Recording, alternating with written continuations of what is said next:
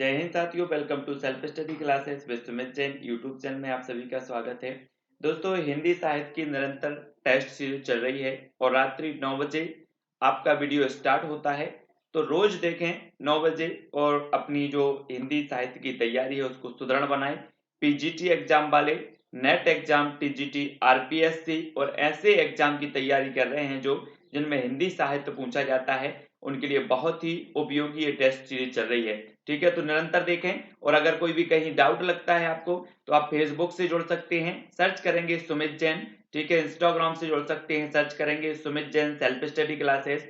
और टेलीग्राम से जुड़ सकते हैं, सर्च करेंगे IAS स्टडी ट्रिक। ठीक है, और ज्वाइन हो जाना है। दोस्तों, आज का हमारा जो पहला प्रश्न है कि शुरू में किस उपन्यास का पठन सुख लेने के लिए लोगों ने हिंदी पढ़नी सीखी।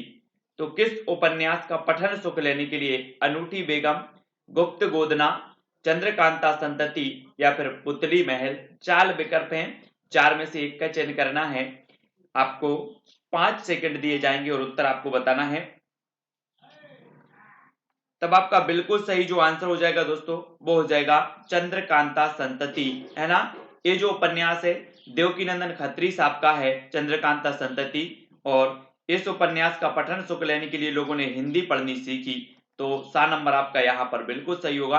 अगला है, भारत के विभाजन की त्रासदी का वर्णन करने वाला उपन्यास इनमें से कौन सा है।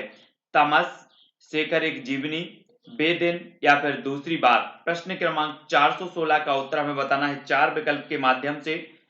और भारत विभाजन की त्रासदी का वर्णन करने वाला जो उपन्यास है वो उपन्यास है दोस्तों, आपका बिल्कुल सही आंसर क्या होगा, तमस। तमस यानी कि जो आ नंबर है वो बिल्कुल सही हो जाएगा। ठीक है, आ नंबर भीष्म साहनी जी का तमस। ठीक है, अगला है, प्रेमचंद के किस उपन्यास को ग्रामीण जीवन और कृषक संस्कृति का महाकाव्य कहा जाता है। बहुत ही बढ़िया प्रश्न है और इंपॉर्टेंट भी है कि प्रेमचंद का ऐसा कौन सा महाकाव्य है जिसे ग्रामीण जीवन और कृषक संस्कृति का महाकाव्य कहा जाता है। प्रेमाश्रम, गोदान, रंगभूमि या फिर कर्मभूमि। 417 का आंसर हमें बताना है। तब आपका बिल्कुल सही आंसर क्या हो जाएगा, गोदान। गोदान ऐसा उपन्यास है प्रेमचंद जी का जिसे ग्रामीण जीवन का महाकाव्य कहा जाता है। ठीक है, अगला है, बांधो ना नाव इस ठाव उपन्यास का लेखक कौन है। बांधो ना नाव इस ठाव उपन्यास का लेखक बताना है, उपेंद्र नाथ अश्क हैं, भगवती चरण वर्मा है, पांडे बेचन शर्मा उग्र हैं या फिर निराला हैं। प्रश्न क्रमांक 418। तब आपका बिल्कुल सही आंसर हो जाएगा दोस्तों, क्या हो जाएगा, बांधो ना नाव इस ठाव। ये जो उपन्यास है वो उपेंद्र नाथ अश्क जी का है, यानी कि जो विकल्प नंबर आपका आ है वो यहाँ पर राइट आंसर हो जाएगा। ठीक है, अगला देखो, इनमें से कौन सा उपन्यास नरेश मेहता द्वारा लिखा गया। नरेश मेहता द्वारा कौन सा उपन्यास लिखा गया। यह पथबंधु था, झीनी झीनी विनी विनी चदरिया, है ना, सबही नचावत राम गोसाई या फिर जोगी। तो इनमें से कौन सा उपन्यास है जो नरेश मेहता साहब का है। प्रश्न क्रमांक 419। तब मैंने आपको कई बार बताया है कि यह पथबंधु था, राजा कैसे बन गया, नरेश कैसे बन गया। तो नरेश मेहता जी का ये उपन्यास है, यह पथबंधु था। आ नंबर आपका बिल्कुल सही हो जाएगा। ठीक है, अगला क्वेश्चन है दोस्तों, 100 अजान एक सुजान किसका उपन्यास है। 100 अजान एक सुजान उपन्यास बताना है श्रद्धाराम फुल्लौरी, लाला श्रीनिवास दास, बालकृष्ण भट्ट या फिर केशोरीलाल गोस्वामी।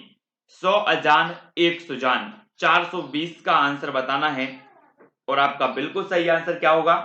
सभी को पता है दोस्तों कि जो बालकृष्ण भट्ट साहब हैं ये भारतेंदु युग के सबसे वरिष्ठ लेखक माने जाते हैं, है ना।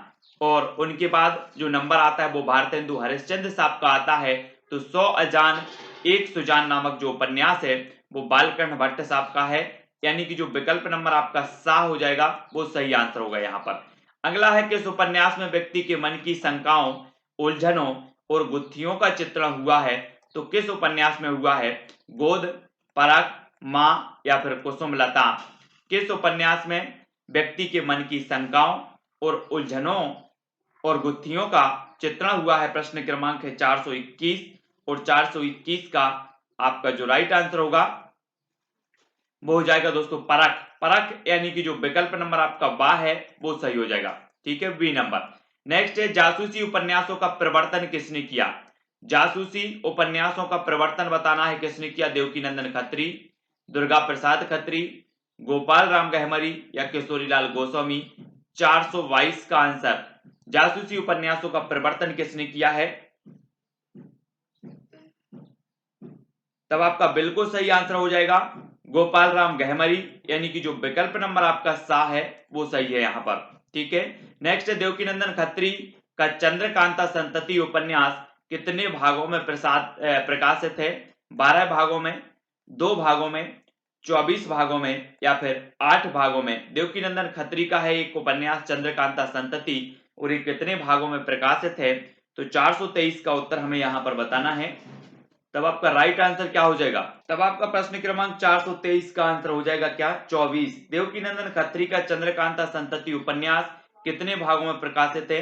तो ये 24 भागों में प्रकाशित है और सा नंबर यहाँ पर आपका बिल्कुल सही होगा। ठीक है, प्रेमचंद का प्रथम उपन्यास कौन सा है। प्रेमचंद का प्रथम उपन्यास बताना है आपको सेवा सदन, प्रेमा, कर्मभूमि या फिर निर्मला। 424 का आंसर आपका बिल्कुल सही आंसर क्या हो जाएगा, 424 का।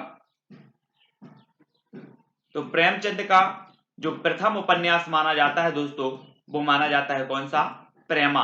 प्रेमा यानी कि जो विकल्प नंबर आपका बा है वो प्रेमा सही हो जाएगा। ठीक है, अगला देख लेते देहाती दुनिया कैसा उपन्यास है। ऐतिहासिक, सामाजिक, आंचलिक या फिर पौराणिक। तो देहाती दुनिया शिव प्रसाद जी का है और ये देहाती दुनिया शिव पूजन सहाय का है ना।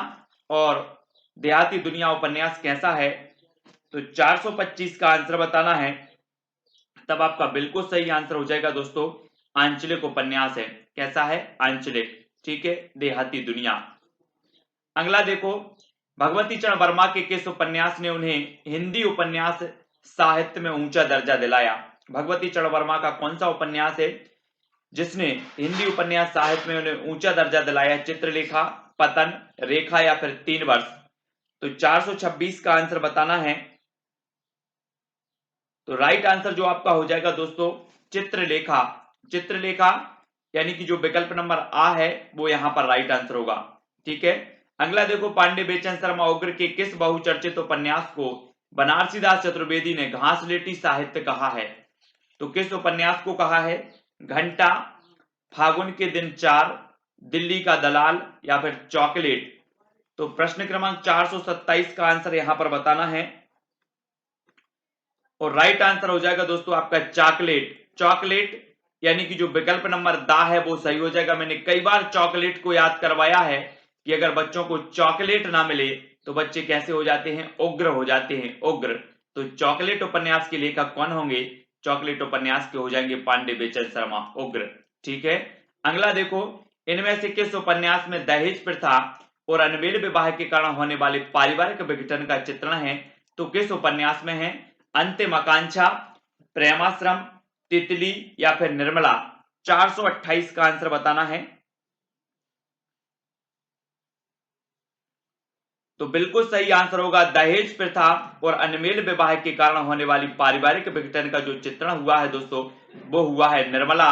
निर्मला 1927 इसका रचना काल माना जाता है प्रेमचंद जी का उपन्यास निर्मला, और इसमें दहेज प्रथा और अनमेल विवाह के कारण होने वाले पारिवारिक विघटन का चित्रण हुआ है। ठीक है, अगला है मनोवैज्ञानिक उपन्यासों की परंपरा में किस रचनाकार की गणना नहीं की जाती।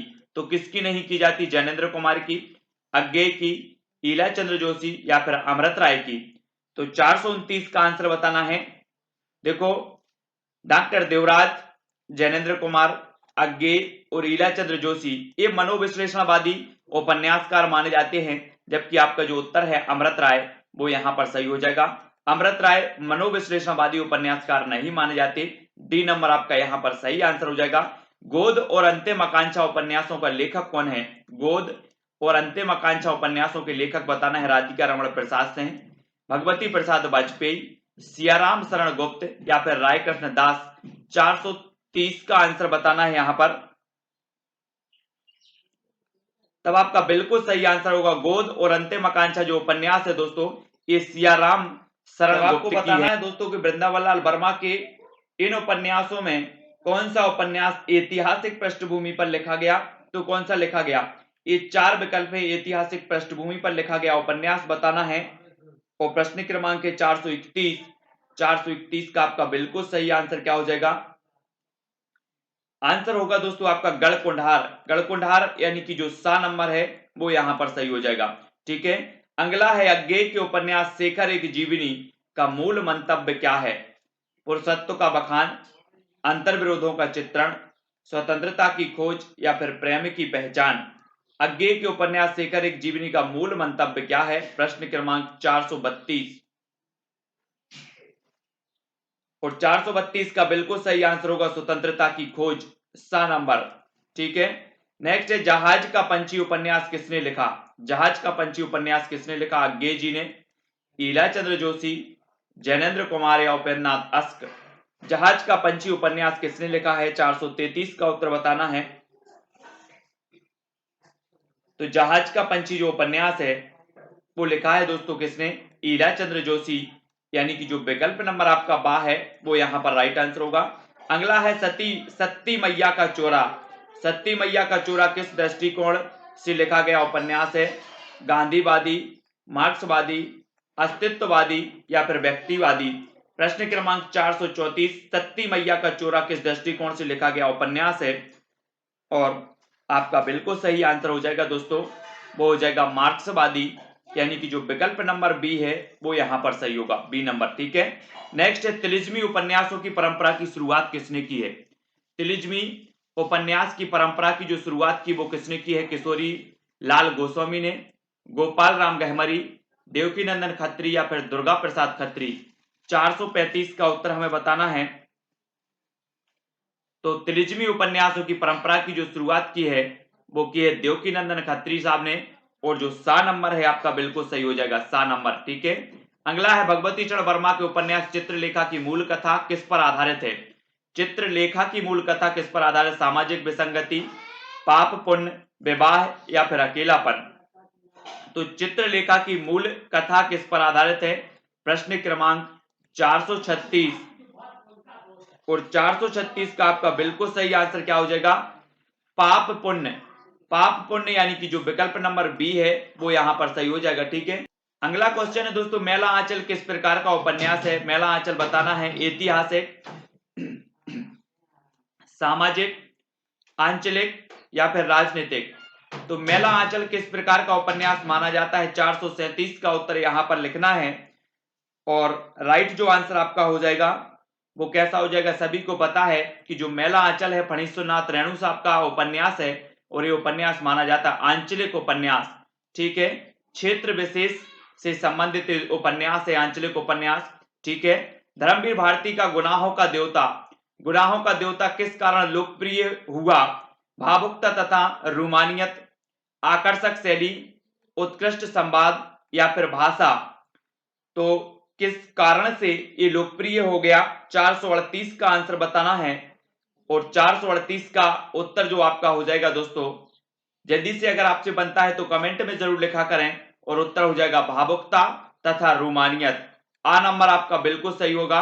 दोस्तों मैंने आपको कई बार याद करवाया है कि जब व्यक्ति इतने गुनाह कर लेता है कि वह गुनाहों का देवता बन जाए तब वह धर्म की शरण में आता है। और जब धर्म की शरण में आता है तो गुनाहों का देवता धर्मवीर भारती बन जाता है। धर्मवीर भारती, गुनाहों का देवता धर्मवीर भारती। ठीक है, अगला है अलग अलग बैतरणी उपन्यास किसने लिखा, काशीनाथ सेन ने, शिव प्रसाद सेन ने, फणीश्वरनाथ रेणु या फिर मनमथनाथ गुप्त ने। अलग अलग बैतरणी उपन्यास के लेखक कौन है। प्रश्न क्रमांक 439 का उत्तर बताना है। तब आपका बिल्कुल सही आंसर क्या हो जाएगा दोस्तों, इसका सही जो उत्तर होगा वो होगा शिव प्रसाद सिंह। शिव प्रसाद सिंह का ये उपन्यास है अलग अलग बैतरणी, आपको याद रख लेना है, कई बार एग्जाम में पूछा गया है अलग अलग बैतरणी, शिव प्रसाद सिंह। आधा गांव उपन्यास किसका है, आधा गांव, कृष्णा सोबती, राही मासूम रजा, सानी या फिर शिव प्रसाद सिंह। प्रश्न क्रमांक है 440। तो आधा गांव उपन्यास किसका है आपको बताना है। मैंने आपको कई बार याद करवाया है कि हमारा जो आधा गांव है वो कैसा है, मासूम है। आधा गांव मासूम है। तो आधा गांव जो उपन्यास हो जाएगा वो किसका हो जाएगा, राही मासूम रजा का हो जाएगा। याद रख लेना, बी नंबर आपका यहां पर बिल्कुल सही हो जाएगा। आधा गांव क्या है, मासूम है, तो राही मासूम रजा। ठीक है, इनमें से कौन सा उपन्यास आधुनिकता का बोध का उपन्यास नहीं है? आधुनिकता का बोध का उपन्यास नहीं है तो अंधेरे बंद कमरे, बेदिन, मछली मरी हुई या फिर कश्मीर पतन। तो कौन सा उपन्यास है जो आधुनिकता बोध का उपन्यास नहीं माना जाता? प्रश्न क्रमांक 441। तो बिल्कुल आपका सही हो जाएगा दोस्तों कश्मीर पतन। कश्मीर पतन यानी कि जो विकल्प नंबर डी है वो बिल्कुल सही हो जाएगा। ठीक है, अगला है सूर्यकांत त्रिपाठी निराला द्वारा लिखित उपन्यास इनमें से कौन है? सूर्यकांत त्रिपाठी निराला द्वारा लिखित उपन्यास बताना है, अलका, संगम, त्यागपत्र या फिर नारी। सूर्यकांत त्रिपाठी निराला सभी लोगों को पता है दोस्तों, मुक्त छंद के प्रणेता। सूर्यकांत त्रिपाठी निराला की जो पहली मुक्त छंद रचना है वो कौन सी है? जूही की कली।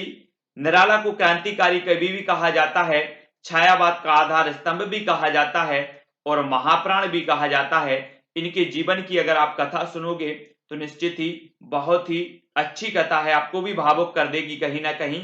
सूर्यकांत त्रिपाठी निराला द्वारा लिखित जो उपन्यास है दोस्तों, प्रश्न क्रमांक 442 का जो उत्तर हो जाएगा वो हो जाएगा अलका। अलका यानी कि जो विकल्प नंबर आ है वो यहां पर सही हो जाएगा। वैशाली की नगरवधु उपन्यास का लेखक कौन है? वैशाली की नगरवधु वृंदावन लाल वर्मा, राहुल सांकृत्यायन, चतुर्सेन शास्त्री या फिर रांगे राघव। वैशाली की नगरवधु यानी कि 443 का जो आपका बिल्कुल सही आंसर हो जाएगा वो क्या होगा? वो हो जाएगा दोस्तों चतुर्सेन शास्त्री, यानी कि जो सा नंबर है वो सही है। वैशाली की नगरवधु उपन्यास के लेखक हैं चतुर्सेन शास्त्री। रतिनाथ की चाची उपन्यास किस लेखक का है? रतिनाथ की चाची उपन्यास किस लेखक का है? फणीश्वरनाथ रेणु, नागार्जुन, शिवपूजन सहाय या फिर मार्कंडे।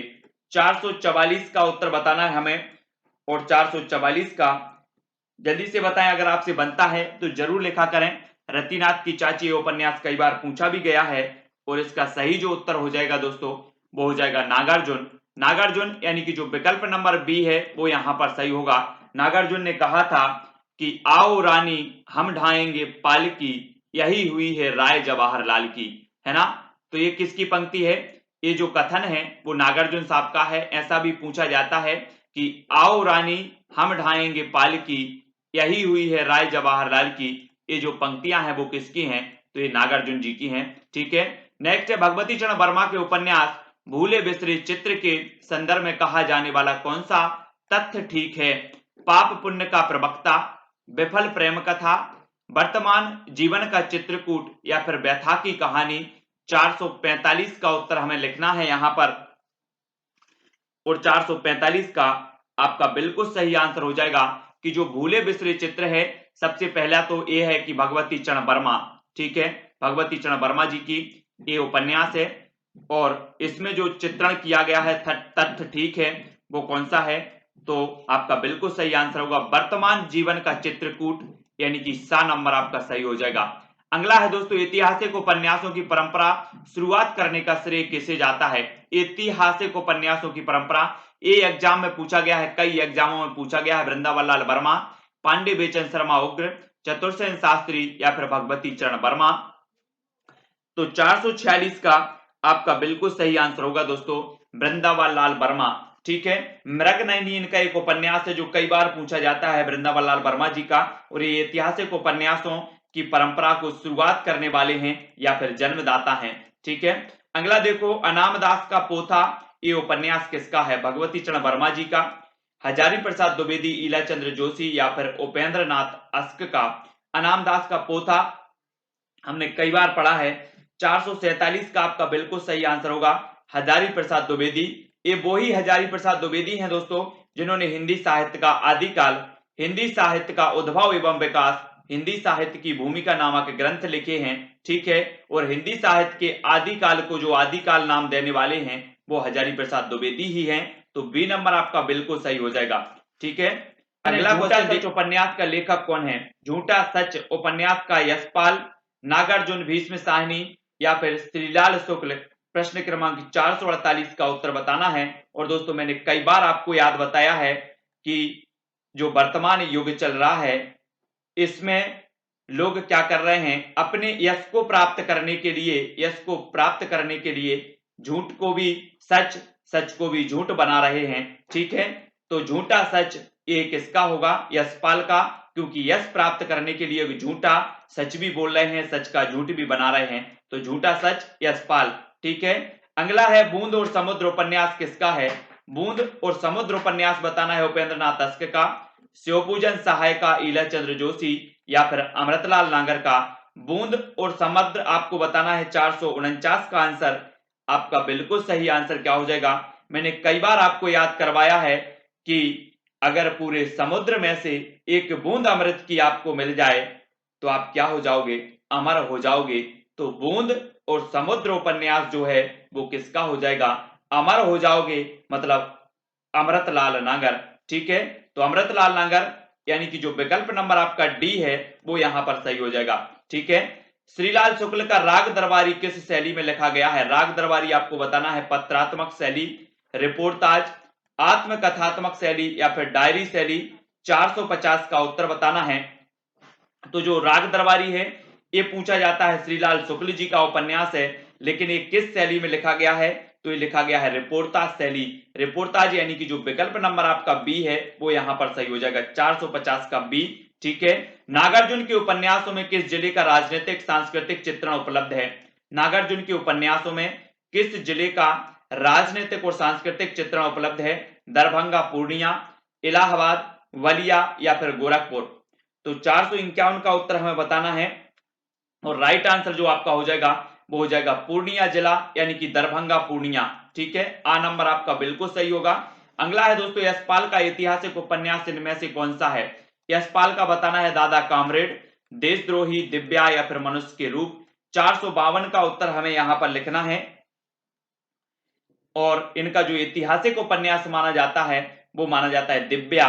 दिव्या यानी कि जो सा नंबर है वो यहां पर सही हो जाएगा, दिव्या। ठीक है, अगला देख लेते हैं, अमृतलाल नागर का कौन सा उपन्यास तुलसीदास की जीवनी पर आधारित है।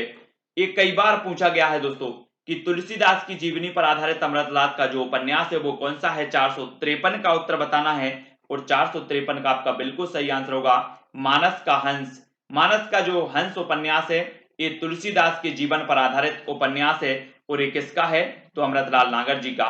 ठीक है, हिंदी उपन्यासों में मध्य वर्ग का प्रसिद्ध चितेरा कौन है। प्रसिद्ध चितेरा बताना है यशपाल, उपेंद्र नाथ अस्क, वृंदावन लाल वर्मा या फिर शिवपूजन सहाय। प्रश्न क्रमांक 454 का उत्तर लिखना है और 454 का आपका बिल्कुल सही हो जाएगा। हिंदी उपन्यासों में मध्य वर्ग का जो प्रसिद्ध चितेरा कवि माना जाता है वो माना जाता है उपेंद्र नाथ अस्क, यानी कि जो विकल्प नंबर आपका बा है वो यहां पर सही होगा। राष्ट्र विभाजन के फलस्वरूप सिंधु घाटी की भूमि में आए बदलाव को किस उपन्यास में चित्रित किया गया है। तो किस उपन्यास में चित्रित किया गया, दिव्या, भुवन विक्रम, मुर्दों का टीला या फिर मृगनयनी। तो 455 का आंसर बताना है और आपका बिल्कुल सही आंसर होगा मुर्दों का टीला। मुर्दों का टीला यानी कि जो सा नंबर है वो यहां पर बिल्कुल सही होगा। ठीक है, अगला है शहर में घूमता आईना।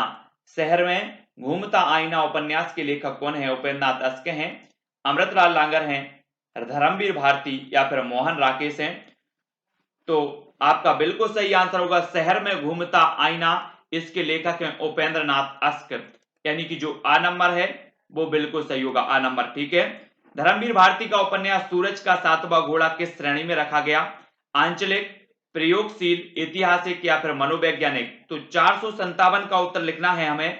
तो सूरज का सातवां घोड़ा, और आपको पता होगा दोस्तों कि जो सूरज का सातवां घोड़ा है और सूरज को भी आप देखते होंगे सुबह उगता है और निश्चित क्रम से बढ़ता बढ़ता अपनी प्रगति की ओर चलता रहता है, विभिन्न प्रकार के प्रयोग होते रहते हैं। और 457 का आपका बिल्कुल सही आंसर होगा क्या, प्रयोगशील।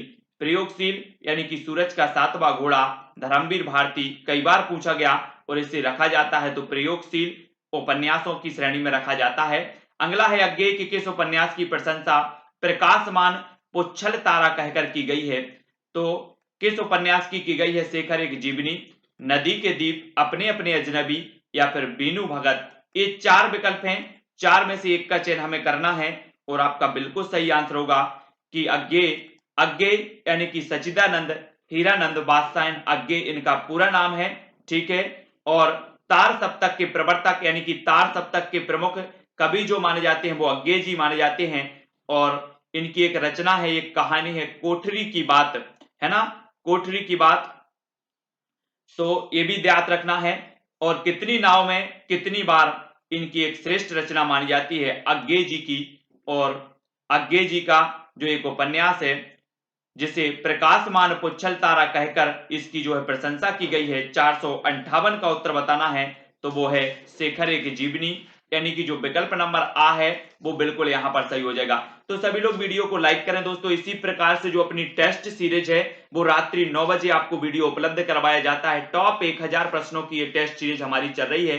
हिंदी साहित्य में यूजीसी नेट, पीजीटी, आरपीएससी और टेट एग्जाम वालों के लिए वीडियो बिल्कुल रामबाण है, ठीक है। तो वीडियो को लाइक करना है, जो भी साथी चैनल से नहीं जुड़े हैं वो चैनल को सब्सक्राइब कर लेना, बेल आइकन को भी दबाना है। साथ ही अगर कोई भी डाउट लगता है तो आप हमारे टेलीग्राम ग्रुप से जुड़ें। टेलीग्राम ग्रुप से जुड़ने के लिए आपको सर्च करना है IAS स्टडी ट्रैक। लगभग 5000 लोग इस टेलीग्राम ग्रुप से जुड़े हैं और अपना अध्ययन कर रहे हैं। उनको नियमित वीडियो प्रेषित किए जाते हैं, PDF प्रेषित की जाती हैं, ठीक है। और कोई भी और डाउट लगता है तो आप इंस्टाग्राम में फॉलो कर सकते हैं, सर्च कर सकते हैं Sumit Jain self study classes.